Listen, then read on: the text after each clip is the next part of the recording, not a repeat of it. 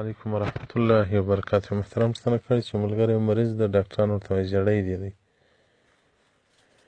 نو د دې زړي دپاره محترمه د زړي دپاره یو چې زموږ د پلار د نیکه څخه دغه دم موږ کې مروج او اجازه یې شته دغه د انځر پر لښته باندې چې داسې د ګوتې بند قدر د انځر لښته پرې کړي 7 دانې د ګوتې د بند اندازه قدر، بیا په د مابینځ باندې ژړ سپڼسۍ ورتاو کړي او په غاړه یې کړي 7 ورځې چې هغه انځر وچیږي او 7 واره الم نشرح له سورت پر ووایي.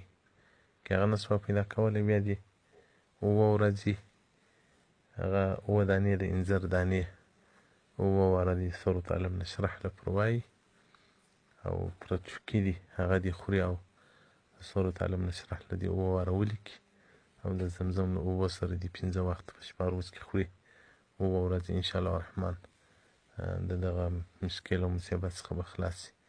او ما ډېر تجربه کړی یم ده تقریبا ډېر ازمایده ده ازمایل سوی دي ډېر تجربه سوی دي.